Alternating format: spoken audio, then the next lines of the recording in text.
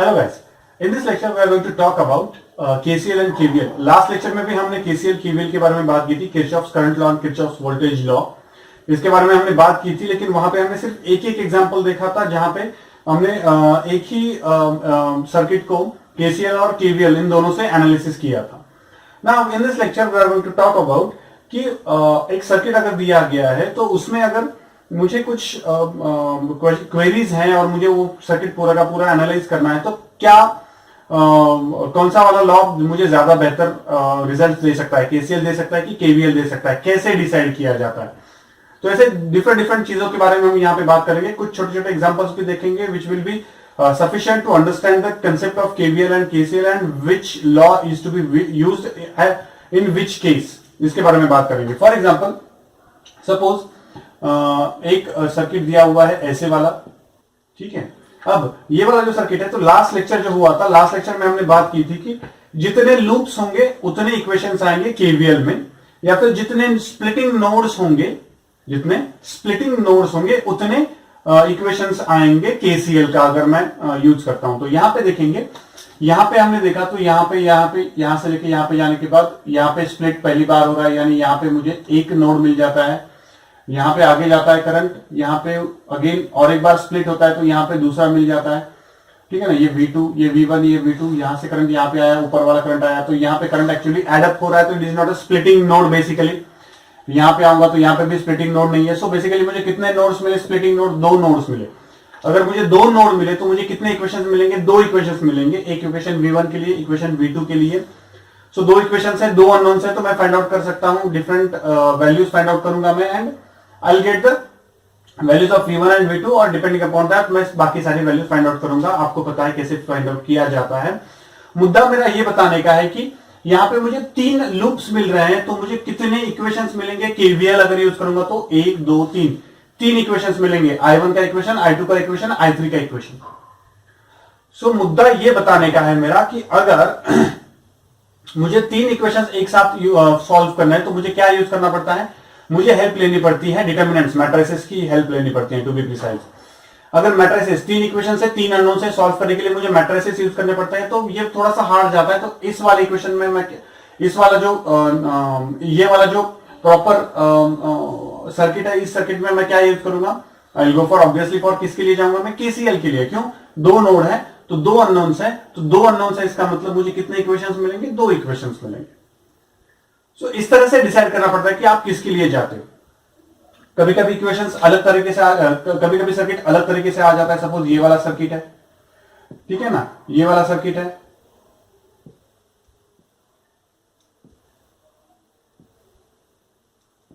अब इस वाले सर्किट में प्रॉब्लम ये हो जाता है कि सर चलो यहां पे मैं और एक ये लगा देता हूं, बैटरी लगा देता हूं। यहां पे मुझे प्रॉब्लम ये हो जाता है कि करंट इस तरफ से यहां पे आ रहा है, इस तरफ से यहां पे आ रहा है, तो यहां पे ऐड हो रहा है, यहां पे ऐड हो रहा है, यहां पे वो स्प्लिट हो रहा है। सपोज यहां पे वो स्प्लिट हो रहा है, तो यहां पे ऐड हो रहा है कि स्प्लिट हो रहा है, पता नहीं है। समझ लो ठीक से क्या प्रॉब्लम हो रही है। यहां से लेके यहां पे जाऊंगा, यहां से लेके यहां पे जाऊंगा। अगर ये वाला जो बैटरी है, इस बैटरी से बहुत बड़ी बैटरी है अगर ये वाली, तो करंट बेसिकली यहां पे आने के बाद ऐसे स्प्लिट होगा। अगर दोनों इक्वल बैटरी है तो मे भी क्या हो जाएगा, यहां पे स्प्लिट नहीं होगा, यहां से भी करंट आएगा, यहां से भी करंट आएगा, यहां पे हो जाएगा। तो थिंक इसकी प्रॉब्लम यहां पे इस वाले सर्किट में क्या आता है कि कोई भी नोड स्प्लिटिंग नोड है कि नहीं है, ये प्रेडिक्ट करना पॉसिबल नहीं होता है, ठीक है। अंदाजे पे हमें करना पड़ता है कि स्प्लिटिंग नोड है कि नहीं है, लेकिन उसका भी भरोसा नहीं है कि you will get the answer. तो इस वाले ऐसे वाले जो कॉम्प्लिकेटेड सर्किट्स होते हैं वहां पे मुझे क्या इजी जाता है कि हाँ यार, यहाँ पे ये वाला जो सर्किट है, इस वाले सर्किट में मुझे क्या इजी है, इस वाले सर्किट में यार मुझे लूप्स फाइंड आउट करना इजी है, तो यहां पे मैं क्या यूज करूंगा? केवीएल अप्लाई करूंगा। सो अगर सबसे पहला आपका रिक्वायरमेंट होना चाहिए कि कम से कम कम से कम इक्वेशन मुझे सॉल्व करने पड़े। यहां पे मुझे अभी कितने इक्वेशन सॉल्व करने पड़ते हैं? तीन लूप है, इसका मतलब तीन इक्वेशन सॉल्व करने पड़ते हैं, ठीक है। फॉर दैट मैटर अगर मैं आपको प्रॉपरली बता दूं तो बेसिकली ये भी स्प्लिटिंग नोड है, ये भी स्प्लिटिंग नोड है, ठीक है ना। दोनों स्प्लिटिंग नोड आ जाते हैं, बट उसके लिए आपको थोड़ा सा सर्किटरी का ज्यादा प्रैक्टिस लगता है। लेकिन अगर ये दोनों स्प्लिटिंग नोड है तो मुझे दो केसीएल के इक्वेशंस मिल जाते हैं। मुद्दा ये बताने का है मेरा कि यहां पे स्प्लिटिंग नोड फाइंड आउट करना थोड़ा सा हार्ड हो जाता है। अगर ये स्प्लिटिंग नोड फाइंड आउट करना थोड़ा सा हार्ड हो जाता है तो I will preferably go for the loops.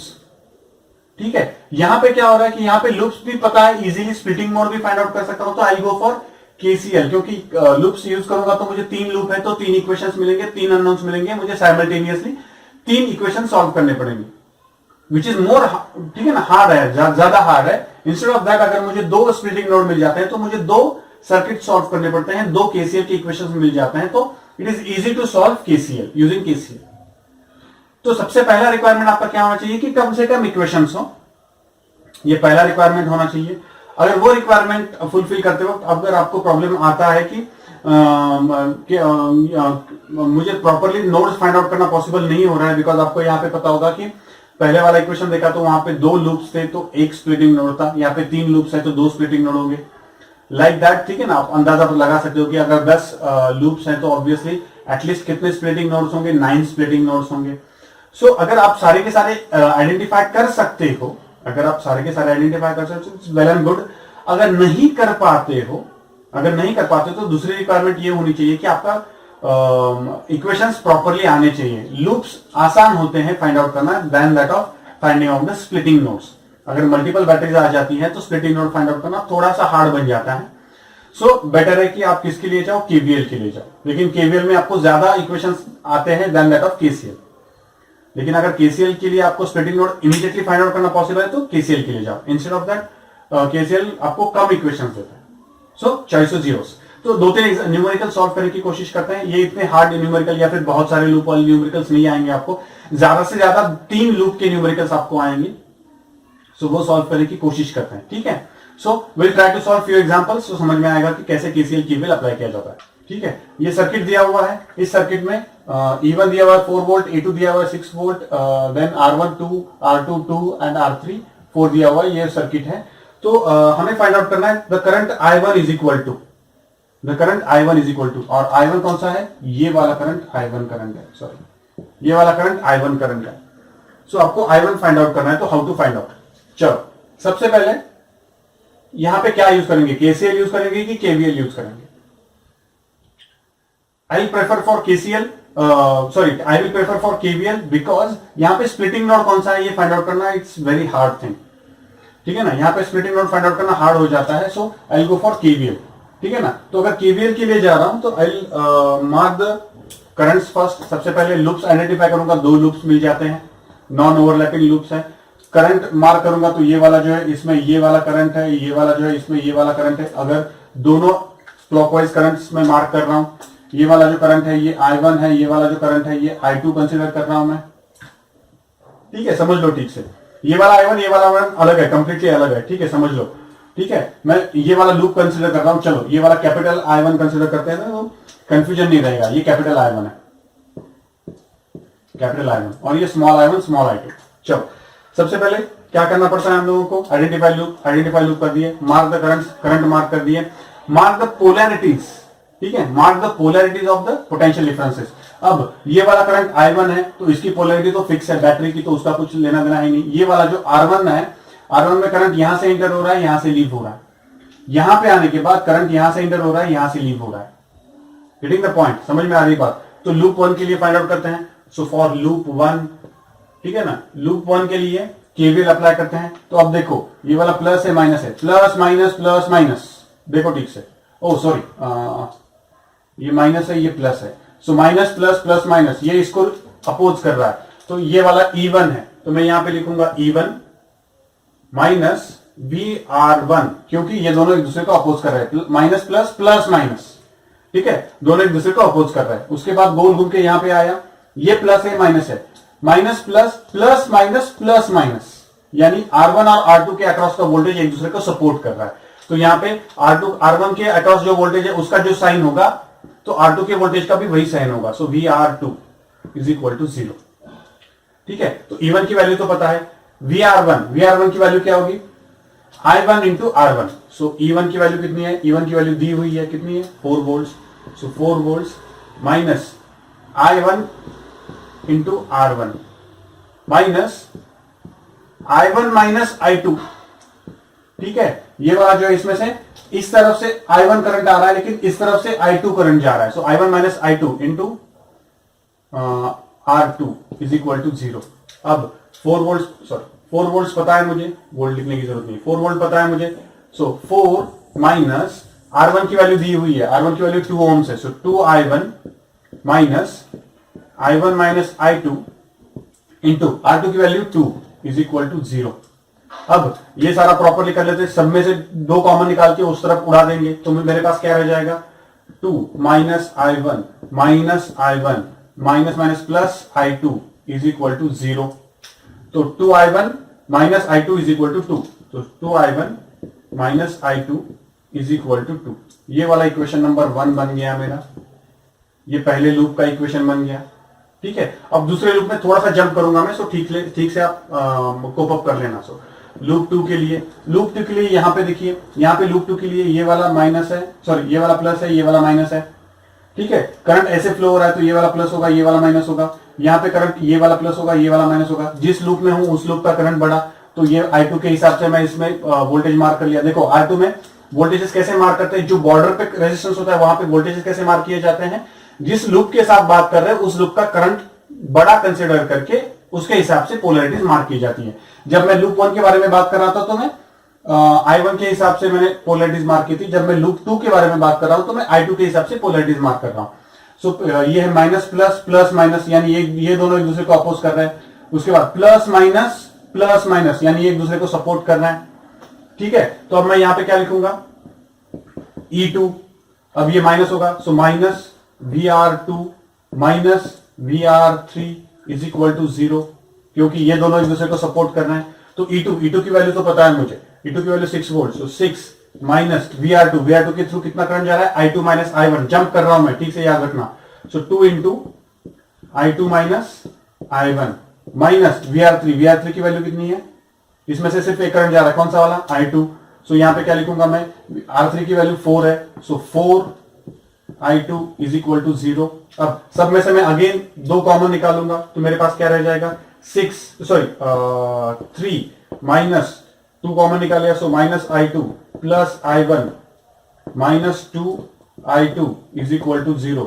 So 2I2 और ये 3I2 माइनस 3I2 एंड ये I1। तो मैं डायरेक्टली इक्वेशन यहां पे पुट कर देता हूं, क्या मिलेगा मुझे I1 minus 3I2 is equal to minus 3।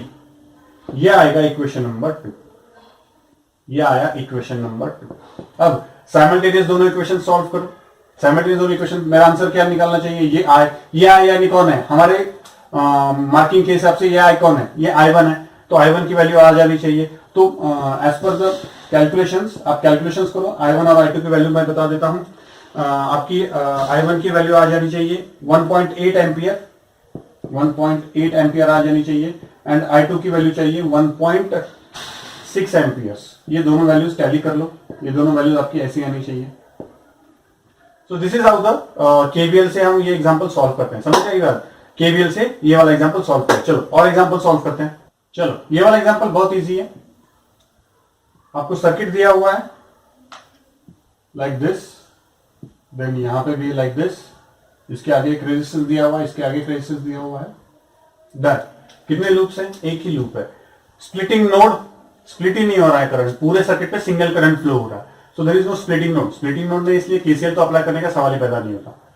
सो ये वैल्यू दी है 10 वोल्ट्स, ये वैल्यू दी है 5 वोल्ट्स, उसके बाद ये वैल्यू दी है 2 ओम्स, ये वैल्यू दी है 3 ohms, and we are asked to find out the current in the circuit. Circuit में करंट फाइंड आउट करना है। अगेन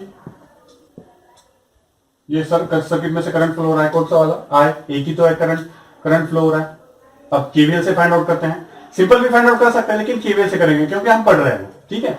सो KVL से फाइंड आउट करते हैं, तो ये है प्लस, ये है माइनस, ये है प्लस, ये है माइनस, गेटिंग द पॉइंट। उसके बाद गोल घूम के यहाँ पे ये वाला प्लस, ये वाला माइनस, ये वाला माइनस, ये वाला प्लस।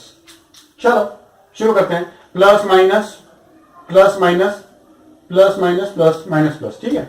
चलो तो अब यहां directly applying KVL in the loop, directly loop में कन्वर्ट कर दिया मैंने। सो 10 प्लस माइनस, यानी ये दोनों एक दूसरे को सपोर्ट कर रहा है। Plus minus opposite poles connected है, अपोजिट पोल्स कनेक्टेड, इसका मतलब सपोर्ट कर रहा है।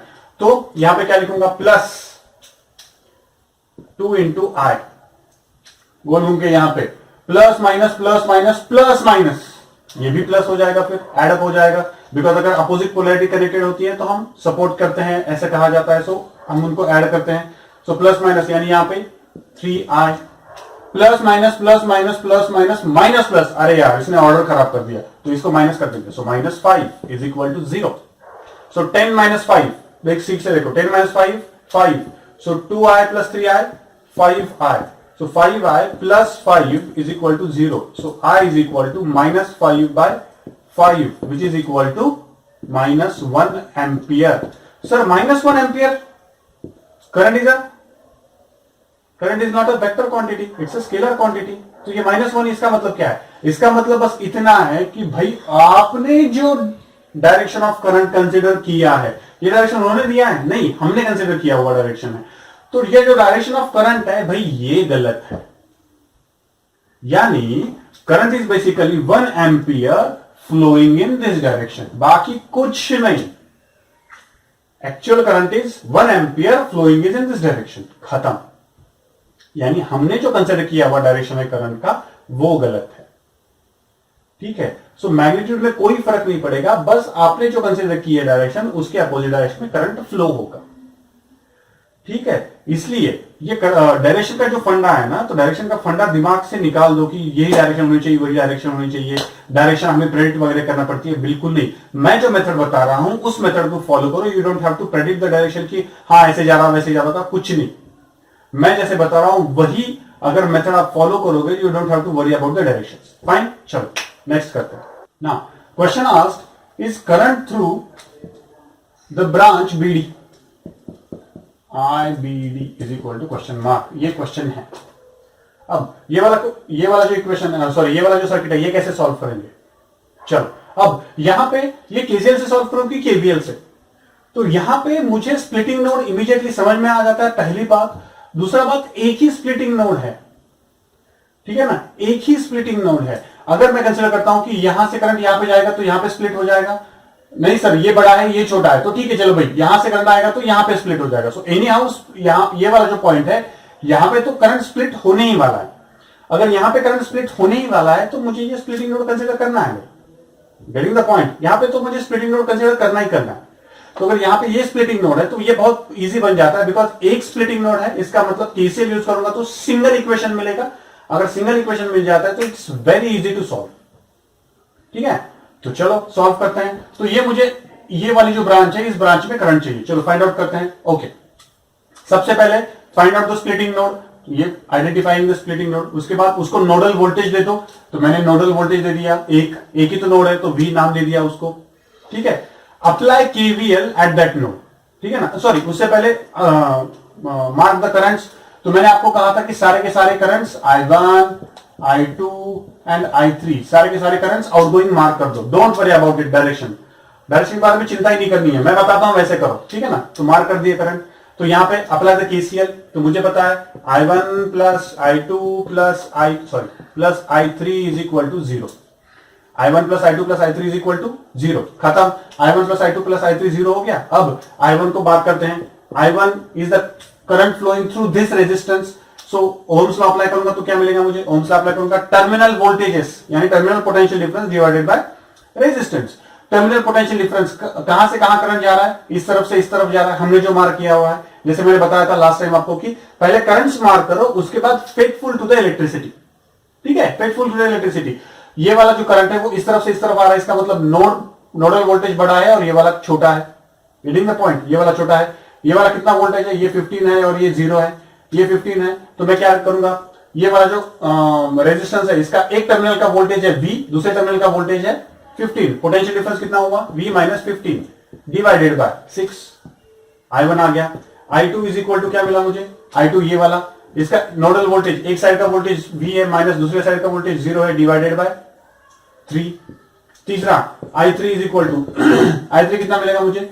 ये वाला रेजिस्टेंस, इसके एक एंड का वोल्टेज कितना है? V, दूसरे एंड का वोल्टेज कितना है? 30। अगर ये 30 वोल्ट का है तो ये 30, ये नीचे 0, तो ये कितना हुआ? 30। So V minus 30 divided by 3, right, खत्म। ये वाला इक्वेशन में रख दो ये सारी value. So V minus 15 divided by 6 plus V by 3 plus v minus 30 divided by 3 is equal to 0। LCM निकाल लिया, 6 एलसीएम मिला, वो उधर जाके मल्टीप्लाई हो गया, बस मैं ऊपर वाला पार्ट लिख देता हूं। So v minus 15 plus 2v minus 60 is equal to 0। ठीक है, so 2 plus 2 4 plus 1 5, so 5v 60 minus 15 45, so minus sorry plus हो जाएगा, माइनस माइनस प्लस हो जाएगा, so minus 75 is equal to 0। So v is equal to 75 divided by 5, 75 divided by 5, so 5 1 जा 5, 5 2 जा sorry 5 5 जा 15, सो कितना मिला मुझे 15 volt.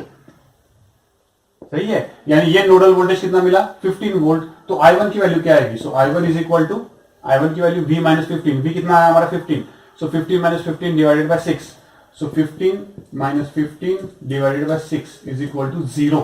I1 is equal to 0, यानी इस तरफ करंट जाएगा ही नहीं। गेटिंग द आइडिया, इस तरफ करंट जाएगा ही नहीं। इसके बारे में इंटरेस्टिंग पार्ट बाद में एंड में बताता हूं मैं। I2 इज इक्वल टू कितना मिलेगा मुझे, I2 is equal to v minus v by 3, v कितना है आपका 15, so 15 divided by 3 which is equal to 5 amperes. I3 is equal to कितना मिला मुझे, I3 is equal to v minus 30 divided by 3, so I3 is equal to v कितना है आपका 15 minus 30 divided by 2 which is nothing but 15 minus 30 minus 15 divided by 2, so minus 15 divided by 2 which is nothing but minus 7.5 amperes। minus 7.5 amperes क्यों, so minus 7. Sorry ये 3 है, so divided by 3 which is equal to 5 by 3 5 मिला मुझे, so minus 5। what is meant by minus 5 amperes, minus 5 amperes यानी हमने जो I3 की direction consider की है वो I3 की डायरेक्शन इस तरफ नहीं है, माइनस आ रहा है, इसका मतलब इस तरफ है, यानी करंट इस तरफ जा रहा है। ठीक है, इंटरेस्टिंग पार्ट देखो, ये I1 इज इक्वल टू 0 आया। I1 इज इक्वल टू 0 क्यों आया, क्योंकि करंट कंडीशंस अगर कंसीडर करें तो ये वाला V कितना आया 15, तो ये वाला जो रेजिस्टेंस है, इस वाले रेजिस्टेंस के एक एंड में कितना पोटेंशियल है 15 वोल्ट्स, दूसरे एंड में कितना पोटेंशियल है V यानी 15 वोल्ट्स, दोनों एंड में पोटेंशियल कितना है 15 वोल्ट्स, तो दोनों एंड के अक्रॉस पोटेंशियल डिफरेंस कितना है 0। जब पोटेंशियल डिफरेंस ही नहीं है तो why would the current will flow. ठीक है, इसलिए इस डायरेक्शन में करंट फ्लो ही नहीं होगा। यानी अब देखो करंट इस डायरेक्शन से फ्लो हुआ 5 एम्पियर्स और 5 एम्पियर का 5 एम्पियर यहां से चला गया, ये वाला जो रेजिस्टेंस है, ये वाले रेजिस्टेंस के थ्रू करंट फ्लो ही नहीं होगा, इस वाले रेजिस्टेंस के थ्रू करंट फ्लो ही नहीं होगा। That's what it this whole diagram tells. और ये किससे सॉल्व किया हमने, केसीएल से।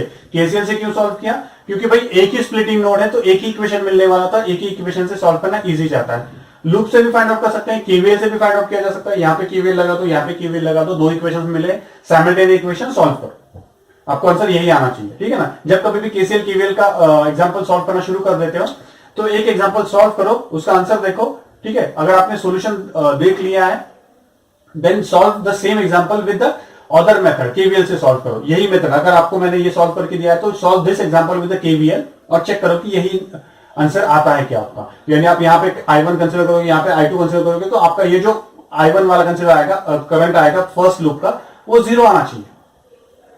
ठीक है, और I2 का वैल्यू कितना आना चाहिए 5 वोल्ट आना चाहिए।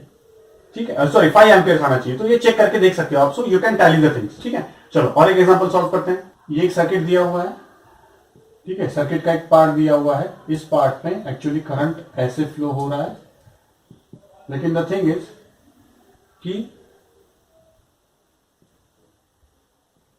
दिस गिवन लाइक दिस, यहां पे 15 एम्पियर का करंट इस डायरेक्शन में है, उसके बाद 5 एम्पियर का करंट इस डायरेक्शन में है, उसके बाद 3 एम्पियर का करंट इस डायरेक्शन में है, तो इस डायरेक्शन में I एम्पियर का करंट कितना होगा। एकदम सिंपल क्वेश्चन है, एकदम सिंपल है। यहां पे करंट की डायरेक्शन ऐसी है, we don't care about the direction. ठीक है, ये वाला जो पूरा का पूरा अंदर वाला स्क्वायर दिख रहा है, मैं इसको एक पॉइंट कंसीडर कर सकता हूं। ठीक है, क्योंकि इसी में पूरा का पूरा करंट बाहर से आ रहा है या फिर बाहर जा रहा है। तो ये वाला जो लूप है, इस वाले लूप में जितना करंट आएगा उतना करंट बाहर जाएगा। आने वाला करंट कितना है 15 प्लस 5, जाने वाला करंट कितना है 3 प्लस I। आंसर कितना आएगा, ये 3 इधर माइनस हो जाएगा, 15 plus 5, so I is equal to 17 amperes. खत्म, आंसर आ गया। केसीएल से हमने सॉल्व किया। कुछ करने की जरूरत ही नहीं पड़ी। गेटिंग द पॉइंट, समझ में आ रही है सब लोगों को बात। So this is how it is done.